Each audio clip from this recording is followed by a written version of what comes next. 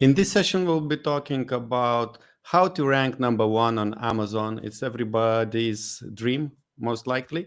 And we will have 3 experts in this panel. It will be a speaker panel, and 3 experts from different knowledge backgrounds. They will share their insights on how you can increase the click-through rate, the conversion rate, how you can optimize your listings to get more sales. This session is part of the Seller Fest online event, which is sponsored by 3 companies. The first one is Carbon 6. It's a suite of tools for Amazon sellers to make their life simple, to optimize and streamline everything in their business. And you will find the link below to their website where you can check what tools they offer.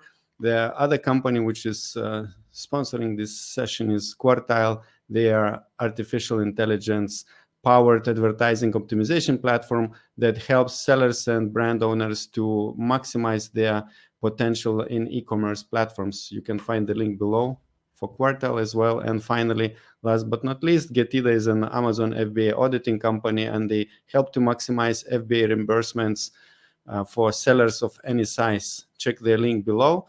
And whenever you will hear good information, don't forget to like and subscribe during this session. And let me introduce 3 guests. So the first one is Emma. Hello, Emma.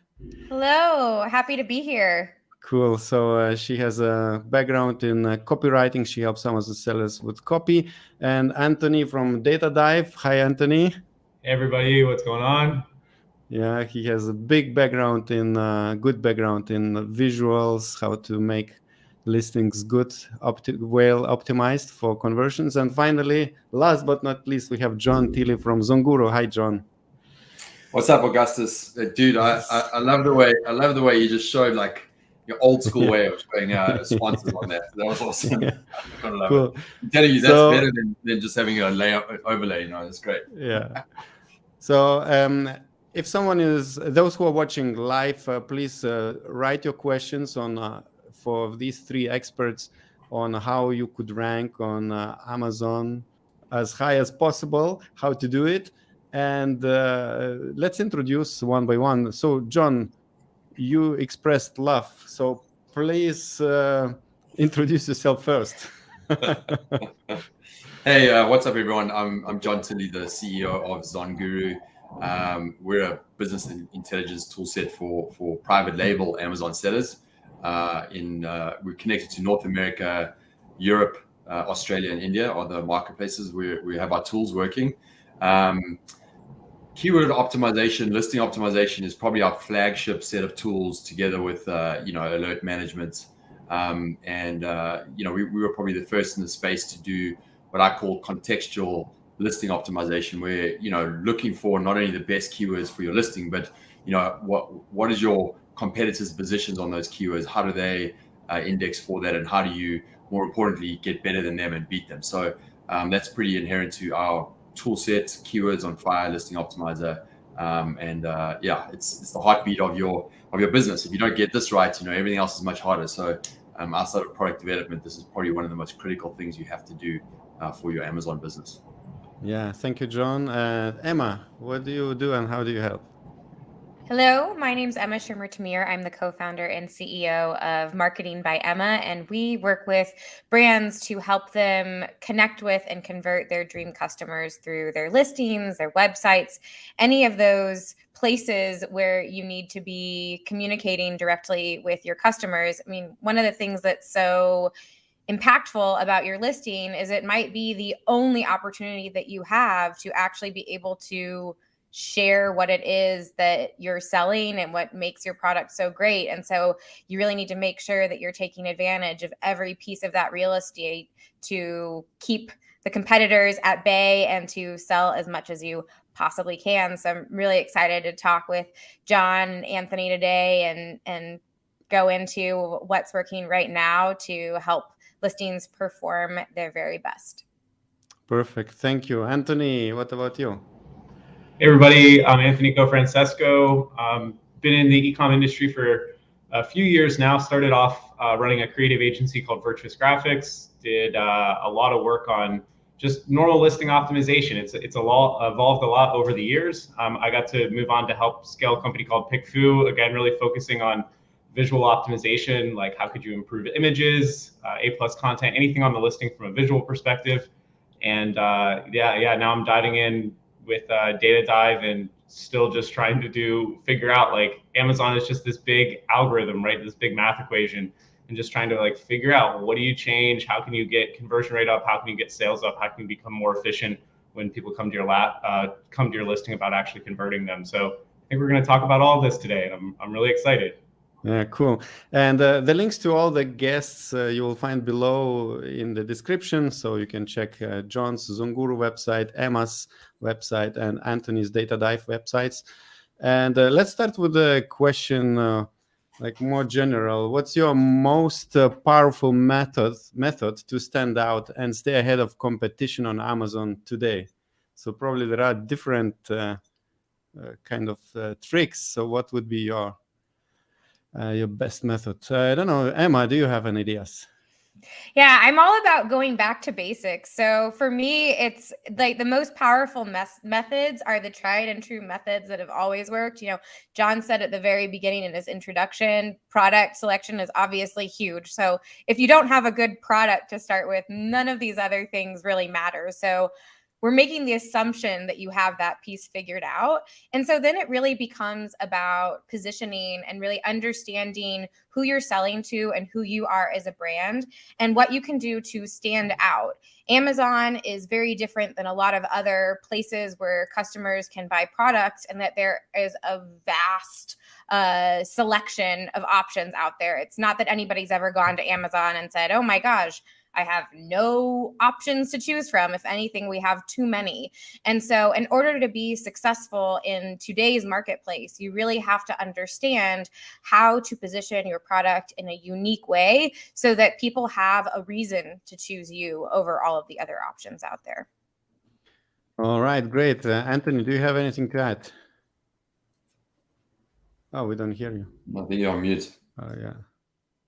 There we go. All right. I think when it comes to optimizing your listing, if you want to stay ahead of what everyone else is doing, really start to look at all of your creative assets in a much more proactive way, rather than just saying around like, oh, it's been 2 years and now I'm going to go and update my listing. I think it's probably time for that. You're doing it on a much more regular time frame, and you're looking at specific times of the year where like changing different parts of your listing. Like let's say we're getting into Q4.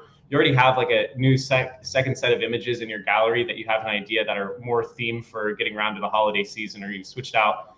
Maybe the reason people are buying your gift is different during the holidays than it is during the year. So rather than just like looking at your whole listing as, hey, it's just this one piece and I'm going to change every bit of it at one time, you're already kind of thinking of what are areas that if I make small changes, I know I can, increase that conversion rate for a specific period of time. And so I think most people just aren't thinking about doing this at all. They're very reactionary when it comes to their listings.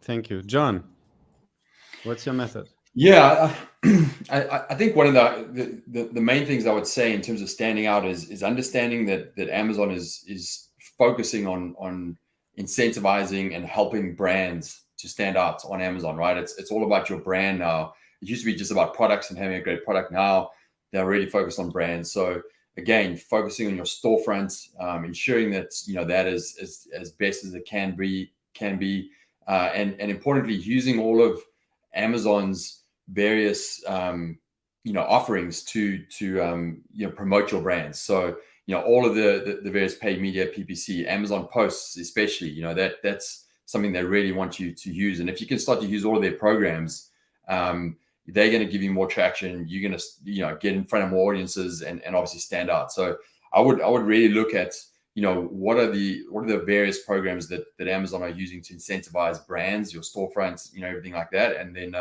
ensuring that you're using that to its maximum capacity. Great, thanks. Let's take another question which we have in the list. What are the main factors that influence product ranking based on Amazon's algorithm? What do you think? Who wants to take this one? Difficult. I can kind of start with that. I think there's so many different ways you can cut this, right? And there's shiny objects, and we come up with various ways of like, hey, should we, there's kind of strategies like, hey, let's overstuff the title, get as much as we can in there, and let's do that for the first launch period, and then kind of rework the title and come up with a much more kind of professional branded, broad phrase match, exact match kind of title with the highest kind of matches. So there's various different strategies, I think, in terms of helping the algorithm and getting maximum, impact there. But I think at the end of the day, where you have to start is, again, basics, right? Your product has to be awesome, right? And there's various ways for you to test that and make sure that you have, a product that really stands out and a listing that obviously calls out those benefits and that you've truly thought that through. And then I think the final thing there, which I would just harp on a lot, is making sure at the end of the day you have the best list of keywords, right? It's all about the quality of the keywords. If you can get at the right quality of keywords and not just what your various competitors index for, but what are actual customers typing into Amazon this current month, and what does that look like, and making sure you understand the relevancy of those keywords, the volume of those keywords, and that you start with that core base. That's what's going to be most impactful. And as long as you have relevant keywords that with a great product and a great listing that can convert in it, that's your starting point. So, there's a bunch of things I'm sure we'll talk through now, but I think at a high level, you have to really start with the quality of the data. And there's obviously, various sources of data out there, and various quality levels, right? So make sure you kind of getting the right quality of keywords, and you can always compare that against various tools as well. Actually, John mentioned keyword stuffing. So let's ask Emma, how many keywords do you think it's the right amount to add in the product listing? That is a really difficult question to answer. And I think the better question to start with is first just figuring out what your keywords are and how we're even defining keywords. So I think that everybody here would probably agree that there's a lot of opportunity to be had in really going deeper into your keyword list than just really looking at it on the surface and going after those higher volume but less specific and less relevant keywords. And so it's not just about how many phrases you're incorporating, but how are you incorporating those phrases, and are those phrases actually the words that people that want to buy your product are using to search for it? Because you can have a bunch of keywords, but if nobody is actually looking for your product when they type those keywords into the computer, then it doesn't really matter. And so I think you can get into really dangerous territory whenever you have this set number of, okay, my listing needs 100 keywords in it in order to be a great listing. Some categories you could find tens, hundreds of keywords more than what you could possibly ever think about putting into your listing. And other categories, maybe you'll find that you're able to use all of the keywords that you want to use. So it's really more about thinking kind of what is your overall objective and what are those target phrases that you absolutely must have, and then thoughtfully integrating those into your listing so that it isn't just looking like a jumbled blob of random keyword phrases, and it's not taking away from the customer's ability to actually understand what it is that you're selling. So I realize that you're probably looking for a precise number, and there are way too many factors to be able to give you just one number. Yeah, cool. So let's say we crafted the listing and now we have to drive traffic from this search page. And Anthony, what do you think, how to get more people clicking on the product? I know you are very good visualist. What would be your advice? How to get attention in the search page results? Again, I'll just probably not mute it, but I mean, there's a lot of really clever things you can do of like trying to add some extra items into your main image. The real thing though, and like this is getting back to the earlier point, is it's really about relevancy, right? At the end of the day, like you can do clever things where you try to like put, like an extra little decal, or if you're selling a supplement product, for example, you're going to show some of the ingredients next to the product in the main image. And you can get away with that in a lot of scenarios, or you can try to show someone wearing the product if you have a wearable product. The really important thing though is like you can add any extra eye candy into a main image to try to get more visibility, but where I've seen it work really well is when it's actually relevant to the thing that you're trying to sell. So you're selling that product, and for 70% of the year you're selling the exact same thing, but then you get around to Q4 and the product has a totally different function. Now incorporating that second function into the main image, like, hey, this is used for this during this time of the year.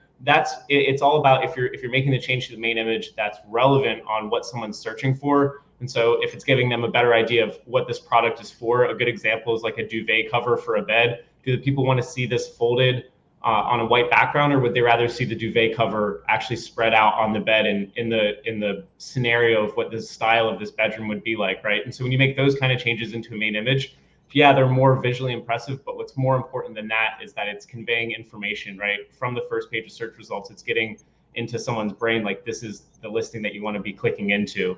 And so the same way with like, there's no answer to how many words should be in your title. It's all about, is the combination of words in the title actually relevant? If they, sure, you can show up for this, right? But if you're not making sales on those keywords that are in your title, it's not going to play for the algorithm in your favor whatsoever. And so it's the same kind of concept for images, if that helps. Yeah, thanks.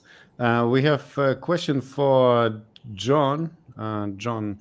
So Eddie wants to know, do you recommend optimizing keywords by focusing on the top competitors' ASINs or gradual process of ranking gains by targeting lower level competitors? Long question. Thanks, Eddie. So look, I think the answer here, right, is kind of what I said earlier, which is like, yeah, you need to understand, what are the most relevant keywords that you should have in your listing for search volume, relevancy, etc.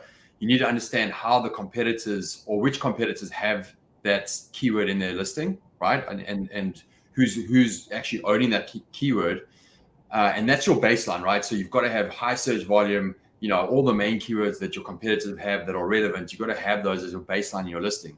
But where you can truly make the difference is what we call the halo effect, which is understanding what are some of those opportunistic keywords that have relevancy, somewhat decent search volume, but your main competitors haven't found yet or aren't ranking for in the top 25 positions, or they're not completely optimized for those keywords, right? And if you can find those keywords and make sure that those are in your listing, and more importantly, have a PPC campaign driving traffic to those keywords, and you have a quality score between them, that's where we typically see a bump in ranking, a bump in the algorithm kind of connecting with your listing, because you're starting to push some traffic towards keywords that your competitors aren't really optimized for. The ranking starts, your conversion starts to get higher. The algorithm starts to notice that. You start to get more traffic to those keywords, and then it usually kind of spreads to some of those higher shorter tail, higher volume, shorter tail keywords that your competitors rank for, and you can get a little bit more of a bump. So that's one method that we've used where we've seen some decent impact. And again, that's kind of truly understanding, like, hey, at a baseline, these are the keywords I've got to have to compete with my competitors. But when I really look at my competitors, what are the ones that they really haven't nailed yet, and how can I extract those that are relevant for mine and drive traffic to that? So that's in a short, it's make sure you've got the same keywords as your competitors that are relevant, but understand the ones that are opportunistic and go after those. Thanks, John. And we have a question for Emma. Manuel wants to know, how harmful is it to relaunch a product by changing several keywords, photos, and bullets? So before I get to that question, I just wanted to kind of build off of what John was talking about, and that the other thing to consider is that some of the less competitive competitors, they're going to be easier to go up against, the ones that don't have really well optimized listings, that don't have great photos. And so especially if you are new and you're really trying to gain traction, you can kind of build up your listing and some of that momentum, so that then maybe eventually you can begin to go a little bit more head to head with your higher level competitors. But at that point, you've already trained, if we're taking like a fighting analogy, like you've been in the gym, you've had some competitions, you're not just getting out into is it a rink? I don't know, Ring, arena, whatever. Yeah, Ring. There we go. I guess I should have chosen an analogy for something that I actually know about. But you've actually had some experience, and in this case, you have reviews and you have something to kind of back up so that you're not just going to be spending a lot of money and not really making any traction. So just wanted to add that on before we moved on to the next question. And the next question is talking about relaunching a product by changing several keywords, photos, and bullets. So I don't know what by relaunch, if this just means sort of like revamping and updating the listing, and if that's going to be harmful. That's how I'm going to interpret it anyway. If you think that I should interpret it differently, then it's probably like a static sales listing that they're trying to kind of increase, right? Probably that's what he means by relaunch.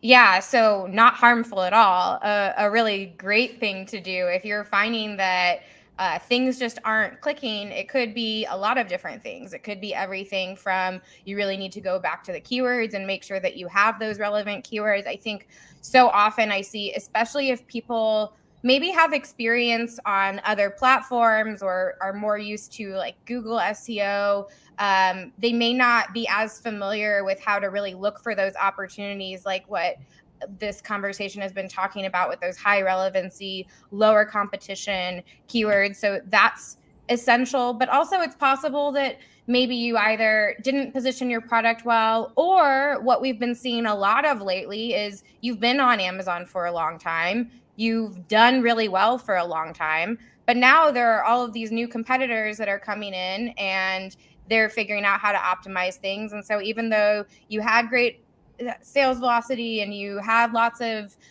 reviews and you had all these things figured out, the game has become more challenging, and it's time for you to kind of step things up a notch and think about how you can really push the boundaries and take things to the next level. And so quite the opposite. If you are not performing like you think you should be, then that is one of the easiest places to go and see what you can start doing to really improve the performance of your product. Perfect. Thank you very much. One thing I just want to add to that. Sure. I don't know, Emma, you probably have more experience in this as well, but what I've seen typically is that sometimes with the back-end search terms, there's some, there's part of the algorithm that recognizes and gives value to those back-end search terms. And sometimes if you pull all of those out and replace them, that can have a pretty impactful, effect on the ranking of your listing. So what I would just, suggest there is, on the back-end search terms, if you've done a poor job on that, look at adding first and adding, the terms that you think it should be part of your backend versus just replacing all of them. Or pulling out the ones that you think you've done a really bad job with and add to that. But, I would caution about necessarily just replacing all those in an immediate kind of switch. I don't know how much experience you've had on that side, Emma. Anthony, you probably, when you worked at PickFu, you did a lot of A/B testing in images. Could you suggest for sellers, like, should they A/B test each listing element separately? Or somehow to, like now we talked about relaunching product, maybe just changing everything and testing the whole listing? I think that if it's a brand new account, if you're just starting to sell, then you should probably be really open to changing your listing, especially making sure that you have something good from the beginning. If it's a more mature account, I recommend doing any kind of A/B testing is only going to work if you're isolating one variable at a time. It's just, you really shouldn't be trying to test your price simultaneously while adding in a new image gallery, something like that, because you want to try to do one thing at a time. Most sellers are not going to be patient enough to want to do that. In fact, for the past few years, I've been trying to push everyone to do more and more with Amazon's split testing tool, manage their experiments. It works really well. It takes a long time to get data, and the data isn't as sexy as it usually is. Like, you're not going to see 15% increases. You're going to see like 0.5% increases, 1% increase most of the time.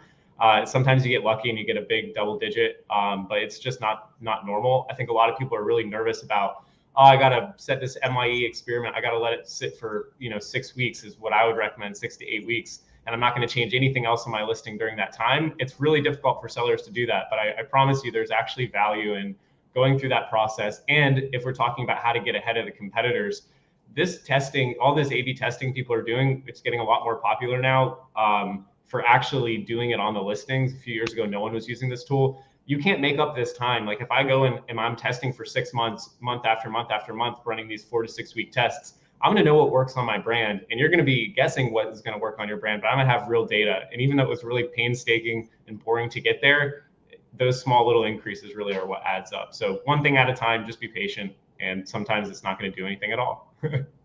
Perfect. We wanted to talk how to rank on Amazon first page. So do you have any ideas, any tips for good strategy to get new products ranking fast? There is no advertising company representative, so they would say just do lots of PPC. Maybe. Okay. I can start with that just by saying that if you're launching a product, I mean the honeymoon period is probably one of the biggest advantages of anything at Amazon. And so even if you have an existing listing and it's going bad, probably think about just relaunching the product again from scratch, to be completely honest. If you have basically during the honeymoon period, if you're able to convert at a higher level, have a higher conversion rate than the competitor, it's a really simple way to explain how this is working. But like, if you convert at a higher level, your listing converts at a higher level than the competitors, Amazon's going to help you maintain that spot. It's going to help you stay there as long as you can maintain that. And so that's it, right? Like, yeah, you can do all the other crazy stuff out there, and the paid component is a really big component, but I think it comes down to if you have a listing that's going to convert better than who's currently there. Yeah. Anyone else wants to add some hacks? I heard all sorts of crazy ranking hacks at an event last week, and I feel like I'm still very much a student of a lot of the really sophisticated methods that people are using to be able to, send a product soaring. However, with all of that said, I think it's really important to be thinking about, okay, what factors actually influence rank? And we spoke a little bit about that earlier, but we didn't kind of go into all the facets of that, which is in some ways how you're ranking is a reflection of the health of almost everything that you're doing. And so it is a reflection of how well you're converting. It's a reflection of the kind of experience you're delivering to your customers. And if you are not, if you're having high return rates, or if you are getting a lot of complaints and bad customer experiences, all of those pieces together are going to impact how well you're ranking. And so you really want to be thinking holistically about your business, because it's not just about getting the product to rank through some hack or, way of driving traffic, but whatever you're doing, you want to make sure that you can sustain that long term, and that you're not going to have to be continuing to invest so much money and effort into preserving the whatever gains you might get from the get-go. So thinking about even, Anthony mentioned unsexy, like part of the unsexy part of listing optimization, I think, is also like being really honest about what your product is, and like what are the things that are not so awesome about it, or who is this not best for, and being really clear about all of those things so that you're making sure that you're converting as many of the right customers as possible, not just anybody and everybody, and then kind of opening yourself up to poor reviews and bad customer experiences and all of those things. John, you want to share your black hat tactics? I've got a couple I can mention, but I think the most important thing is in line with what everyone's saying right now, which is we still see it today, right? Which is people are putting so much effort into their product, the images, their manufacturing process, their boxing, all of that kind of stuff, and they're getting ready to launch, and then they launch the product and they're like, oh, we kind of just launched it, and we haven't really figured out our launch strategy properly, and this honeymoon period that Anthony was talking about, they kind of missed the boat, right? And it's getting way better now, because I think people understand that it's much more competitive. You have to be much more serious when you launch. But it just dumbfounds me that people put in 6 months worth of work in their life, and then they get to launch period on Amazon and they go kind of half-assed with that, and so that's just the feedback there, is like when you go live on Amazon, you have to have everything organized, right? So if you've got outside traffic sources, get those ready, get those primed, you know, be ready for your PPC, have some decent budget, you know, have an amazing listing. Make sure you've tested that listing, that you know you have everything in there to help with conversion. You're coming in at a lower price when you launch, so you can help to kind of get some initial traction, and you go hard for those first 2 to 3 weeks of everything from every single level that you can, right? You've got to get that right, and know that Amazon is going to give you a shot, because at the end of the day, Amazon wants to have the best products in front of their customers. So any new product that launches, they're going to give you some traffic. They're going to look at your conversion rate. And if they see it's working well, they're going to give you more, because they want to make sure their customers are getting the best, latest, greatest products in front of them, right? So they're going to give you a chance, and when you get that chance, you've got to crush it, right? So have everything organized. You're going to get your shot, and if you do well with that, you're going to continue to get more and more traffic. So make sure you have everything, you know, perfectly organized before you go live on Amazon. We have a few questions from Mohamed Siane, but before that, I wanted to mention that below in the description, you can find links to all our experts. And actually, what I wanted to ask everyone to do watching this show or this stream, click here the like button and subscribe to our channel. We want to hit 12,000 subscribers very soon in the next days.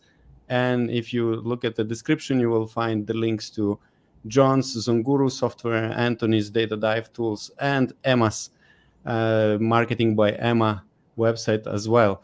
And now let's check for a few more questions. So Mohammed is asking, what is the data that we should collect to prepare and run A/B tests and scale that process? Anyone has ideas? Anthony, you have? I mean, I would just try to make sure that, like with main image testing is probably the simplest thing to do, because there's only so much you can change in your main image. If you can get some testing done in advance, just to make sure that you're not making any huge mistakes, you know, just try to get some feedback in terms of, do people like the, you know, like the orientation of how you've put things around in your main image, or if you've changed the design. At the end of the day, though, I would just encourage you to start running the tests, because it's a bunch of hurry up and wait, right? You go and you make these creative assets, and then you just let them sit for a long time, and you're not even going to get data for the first week, probably the first 2 weeks. So just try to think of what, you know, like if you have A+ content, you're trying to test it, for example, just say like, okay, well, I have a really text heavy version. I'm going to just try an alternate concept of making something that's a lot more graphically heavy, right? And so just come up with a different concept, start testing it, and then see what the impact is, because most of the time it's not going to be massive. You know, don't be worried that you're going to just like wreck your whole listing from changing your main image, you know, putting one extra little thing in it. It's probably not going to happen. All right, let's take a PPC question. I don't know, maybe it's not your field, but do you have any ideal monthly budget for PPC ads? It's completely dependent on your category, your product, you know, understanding, you know, what other, you know, what is the budget there, and the search volume, and you know, your best bet there is literally to you know, get a pretty substantial budget for at least your launch period, and make sure that you're pushing as much as you can. You know, you put so much money into your product, it's pay to win, or pay to play at least. So make sure that at least you go pretty hard in that first month, and then you'll have the data you need to be able to decide on what your budget should be. One thing that's also important there is when you're targeting specific keywords, you know, that you can have in your title. You know, you could be in a category that has a lot of depth and relevancy on keywords. So understanding what is the average, you know, cost per click on those keywords, and potentially looking for ones that have maybe slightly less search volume, maybe more opportunity, and a lower average PPC bid, and targeting those could really helpful to your initial PPC spend, versus going for something that has much more high search volume, but you know, the cost per click is $10. So that's something that you need to watch for. The other one, depending on what category you're in, is but understanding your customer acquisition cost and what that is a little bit more of a kind of a highbrow strategy. But you know, especially if you're in something like you know, the consumable goods category, where there's a lot of repeat purchases. You know, protein powders are a great example. You kind of scratch your head and you're like, why is a guy paying $30 for a click when his product is only $12? You know, that's either it's someone who doesn't know what they're doing and they completely shot the boat, or it's someone who totally understands what they're doing. They understand that there's a repeat purchase, customer acquisition cost, and an LTV on the back end of their lifetime value of someone buying their product. And they know that anybody who's buying their product for $12, their LTV is actually 50, 60, 70 bucks. And when they factor that into the model, they know they can spend $30 for that click, right? So understanding your lifetime value of your customer and what you're willing to pay for those clicks is really important in coming up with your PPC budget. Yeah, Emma, let's talk about how do you. So we have a question: how to use the limited character space for title and bullets more efficiently? Do you have some ideas, because you work with this every day?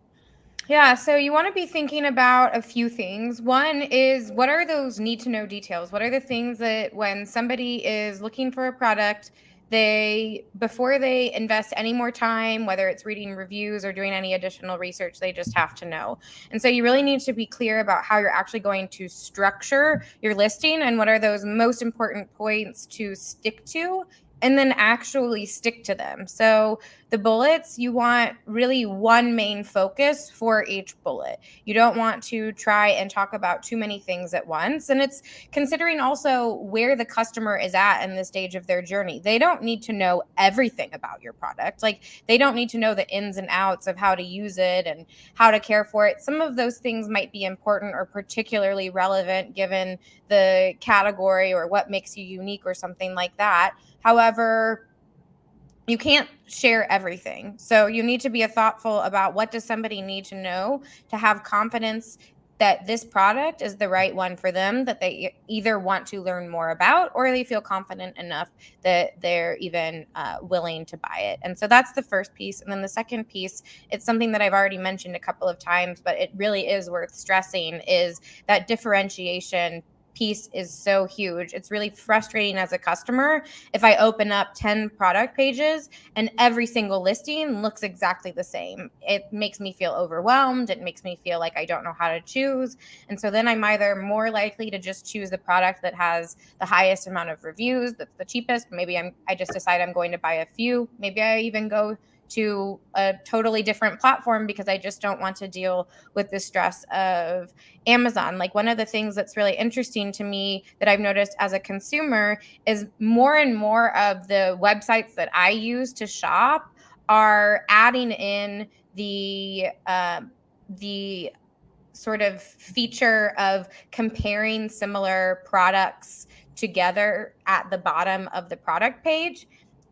In a way that's actually helpful, like similar to what you can do with your standard comparison chart in your A+ content. But this is something that those platforms are just doing kind of automatically. And it's something that Amazon really still doesn't do at all. And it can be really challenging to do well. But I think the fact that you're seeing more and more of these other sites that have the ability to be more nimble do that speaks to this idea that customers feel overwhelmed and need a way to be able to put products side by side and make the decision that is best for them. And so even though you can't necessarily put your product side by side with your competitors, if you're thinking about that as you're creating every single element of your product page, not just your title and your bullets, but thinking about how you're presenting that visually and with text and with keywords, the better job that you can do at all of those elements, the easier you'll make the decision for the customer. Great, thank you. I know that John will be on the move, but he's still with us. What I wanted to maybe, just in case that you have to disconnect or something, maybe let's go around and let's mention again to the audience how you help Amazon sellers. So John, maybe you can one more time say how Zone Guru helps Amazon sellers. Yeah, I'll do that in a second. Actually, one hack that I did want to make sure that I got across is it's all about conversion rates on your listing, right? You can do all the tactics you need to be able to get the most traffic, but at the end of the day, if you can get your conversion rate up, you are going to do great on Amazon. And one of the hacks that has worked really well that I've seen with our clients is actually, understanding that as as a seller, sometimes you can't see the forest from the trees. You're too close to your listing. You're not really sure exactly how customers are converting when they're navigating Amazon. So if you can get 3 or 4 people who are your target audience to basically give them an exercise and say, hey, I sell a pull-up bar. Let's just make it up. I sell a pull-up bar. Go onto Amazon, search for pull-up bar, record the session and the questions you ask yourself as you go through that, and you actually look at what product you're going to choose and why you chose that, and record that using Loom, which is a screen sharing recording service, and then send that back to me. Basically recording the buying process. You'll be so surprised at how many insights you'll get from those 3 or 4 sessions that friends or target audiences do, that give you the insight into, wow, my listing is missing that, or the listings in this category are missing it. And it's down to things like one of your images showing your dimensions and showing the right dimensions, not just, for example, in a pull-up bar, the main dimensions, but maybe it's the width between the screws, which is important. When people are really getting into things, they look for these finessing details. And if you can get those things right, your conversion rate will just skyrocket. I tell you right now, I can go onto listings all the time now, and I guarantee you half of them on page 1 won't even have a photo image with dimensions on it, and it's crazy that people miss out on that opportunity. So that's kind of my hack, and it's pretty simple. It's manual. Get a few people to record their buying process, talking about their questions, and get that conversion rate as maximized as possible, and that's going to have a huge impact on your ranking, your sales, everything else as well. So I just want to make sure I got that across. And in terms of Zonguru, again, we have a whole bunch of tools. You can check it out. And I think there's a link that you can use to sign up. And specifically our flagship tools are around keyword optimization, listing optimization, and kind of business management. So check us out anytime. Yeah. Emma, one more time, how do you help Amazon sellers? Yeah, we help Amazon sellers do a lot of the things that we've been talking about today, create winning listings, websites, and marketing writing that's going to convert your customers and get them really excited about the things that you're selling and the things that you're doing as a brand. Anthony, what about you? So Data Dive is just a tool basically helping to try to anticipate how the Amazon algorithm works, right? And what you can do from a micro level, things on your listing that are going to increase, your sales over time, and your organic ranking over time, and your ability to maintain your level in your rank over time. And so basically what I can say is that this whole Amazon algorithm is just this big math equation. And the more that you start looking into the data, it all starts to kind of click together. So it's a very complicated tool. It's a very new tool, but it's also a very powerful tool. So I encourage you to go check it out. Great. We have a question from, let me check the name, Sianes-Tamaria. How much importance should we put on the backend keywords for A+ content? Do they have any significant weight?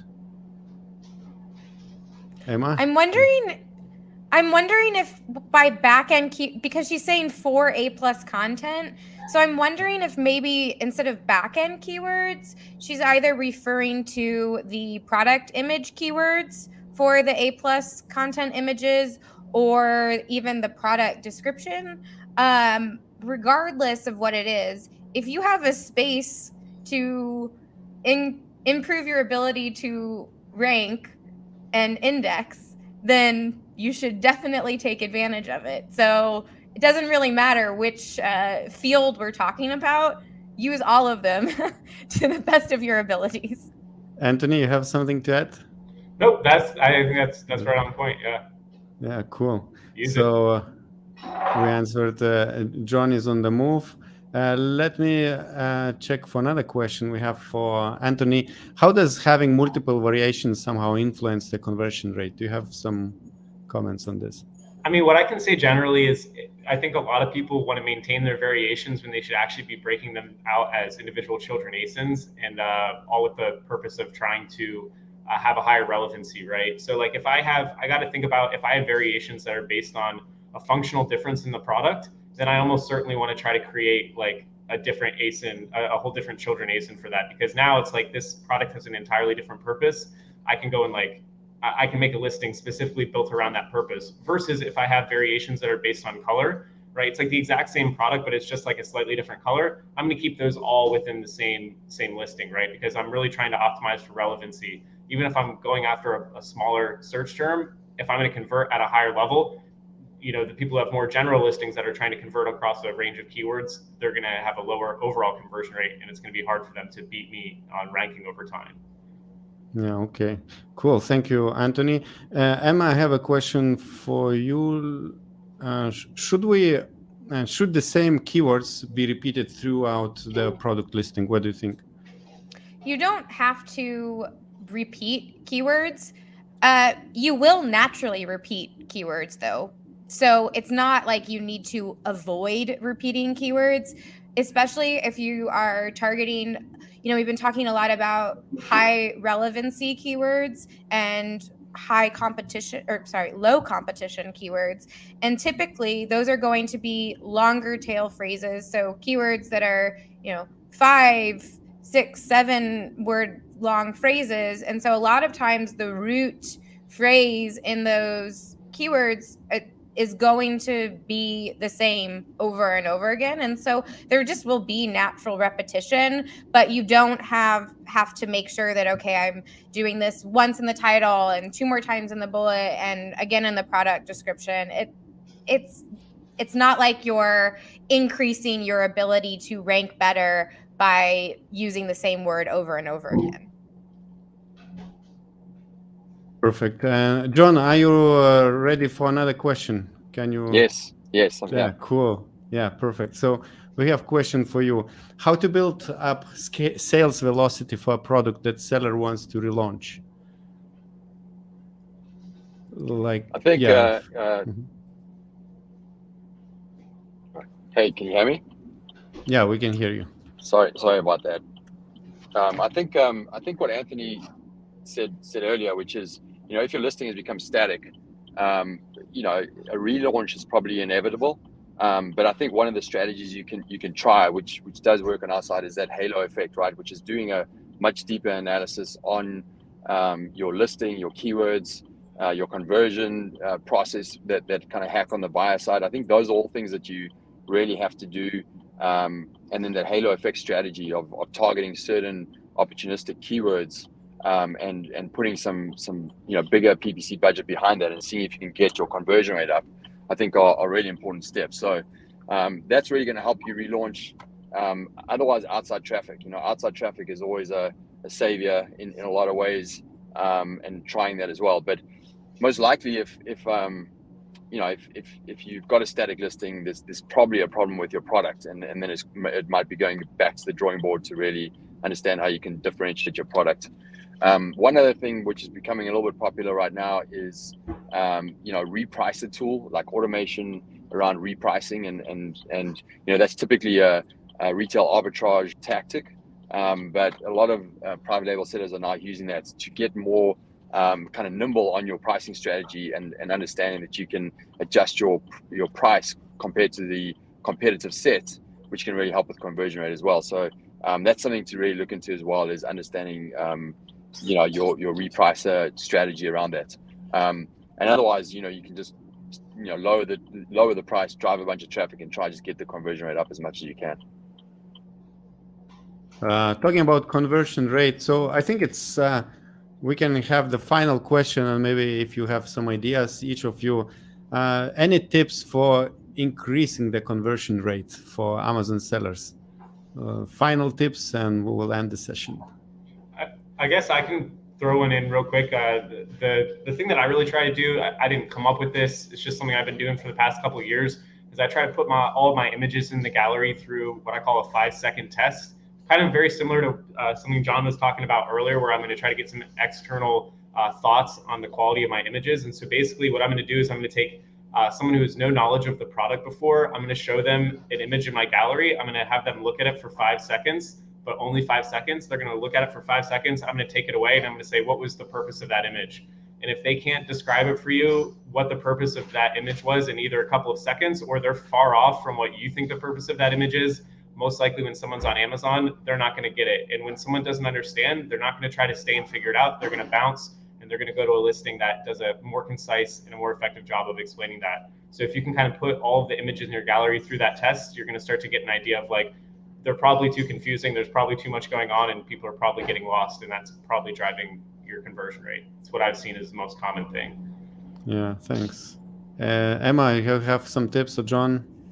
Yeah, I have a couple of tips. One is think bigger. So a lot of times I think when people are sort of looking for opportunities to increase the performance of their Amazon listing, they're just looking at the other Amazon listings. And there are really exciting things happening in the D2C world that are pushing a lot more boundaries, are thinking bigger, and are more connected in with what people care about and are thinking about now. Like a lot of times Amazon feels like it's a little bit behind the times. And so if you can actually be putting yourself in that mindset and thinking beyond the Amazon marketplace, you can get a lot of great inspiration and ideas for how to use imagery in different ways and present your product with a unique spin. And kind of piggybacking off of that is to really niche down and be super clear on who your target customer is, and be unafraid to be super specific with that. People want to buy from brands that they connect with, that they feel like that gets them, that understands what they're looking for. And especially if you're thinking bigger than just trying to get one person to buy the product, but wanting to build a brand that you are able to expand, that is an asset that has value that you can maybe sell one day. Figuring all of these pieces out, it's kind of the long game, but it will serve you so well. And it's not that you're going to be sending a lot of customers away. In fact, oftentimes the opposite happens. When you get really specific, first of all, you're able to create raving fans, but then from there, you're actually able to expand back out and establish yourself as really a player in the game. So those would be the 2 points that are kind of higher level branding strategies that can significantly impact not only your conversion rates now, but your brand's performance kind of moving into the future. Great. And John, are you able to comment on how to increase conversions? Yeah. Number one, if you don't have that image in your gallery with dimensions on that, and I know there's a lot of you out there that don't have it, get that. It makes a big difference. Understanding, your mobile conversion, experience, and maybe recording some sessions of people actually doing it on their mobile phone, because that's guaranteed much, a bigger portion of your sales traffic and conversion. So understanding how to truly optimize for mobile, I think, is really important. And then probably the third one is Amazon posts. We've seen a lot of success with Amazon posts of late, building that audience, having that audience that you can contact within Amazon for relaunches, for new product launches, and obviously the algorithms wait on that as well. And kind of even those like kind of blog treatments within Amazon is a worthwhile strategy. So any ways that you can use programs to drive more traffic to your listing within Amazon's ecosphere will help with your conversion rates for sure.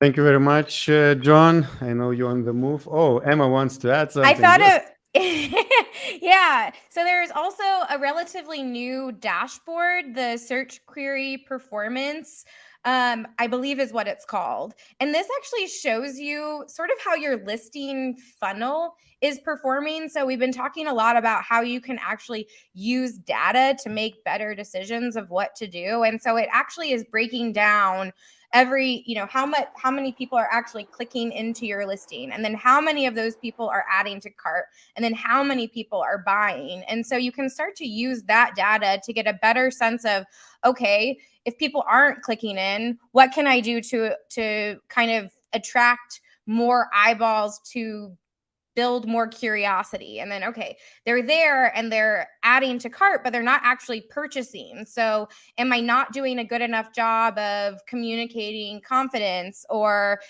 are there questions that are not being answered? And so it's not that it's going to give you all of the exact things you need to do like a recipe, but there is some really interesting insights that you can take from that report to begin to go deeper as you work to really optimize how your listing is performing. Perfect. Thank you very much. So yeah, I think we're done. Let me just hide this banner. And one more time, thanks a lot for Emma. You can find the link below for Marketing by Emma. It's her agency. She helps with copywriting and optimization.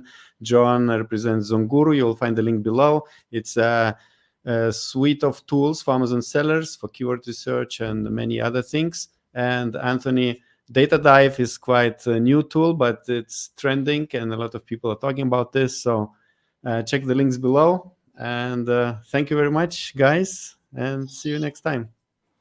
Thank you so much. Bye. Appreciate Thank it. you. Good luck out there. Bye.